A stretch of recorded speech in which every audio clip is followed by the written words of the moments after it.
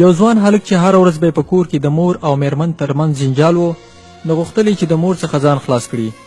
فیصله یې وکړه چې مور باید په ځنګله کې خوشي کړي. نو مور یې په شا کړه او د یو لوی ځنګل په لور روان شو او یو هسک غره ته وخت چې خپله بوډۍ مور هلته پرېږدي تر څو راښکته نه شي. نو کله چې د ځنګل په منځ کې د دنګو او هیبتي لویو بوټو لاندې تېرېده، نو مور به یې د پاسه د ونو څانګې ماتولې او په ځمکه به یې غورځولې. هلک خپله مور په غره کې پرېښوده او یوازې را روان شو، لیکن لاره ډېره هیبتناکه وه. هلک فکر که خدای مه کړه لار مې غلطه کړه نو هسې نه په بل لورې لاړ شم. په دې سوچونو کې چې مورکۍ پرې آواز وکړ: زوی جانه، ګوره چې لار درنه غلطه نه شي.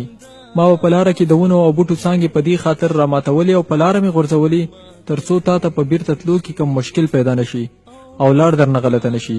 اوس په همدې نښو نښانو بیرته لاړ شه. زوی جانه ناوخته دی، ژر ژر لاړ شه چې خدای تعالی مه کړه کوم ځناور ته نقصان ونه رسوي. په خیر لاړ شي زویه. په دې وخت کې د اوښکو ډنډونو د هلک په سترګو کې سیلابونه جوړ کړل. زیات پښیمانه شو، مور ته راغی، غاړه یې ترېنه واخیسته، لاسونه یې ورته ښکل کړل او بیرته یې کور ته بوتله. تر ټولو عجیبه خو دا ده چې زوی یې د مرګ سوچونه کوي او مور یې د سلامتۍ فکر. مورجانه د مینهناک زړه څښتنه ده. هر وخت یې قدر وکړئ او عزت یې وکړئ، ځکه چې دغه نعمت انسان ته یو ځل په عمر کې ورکول کیږي.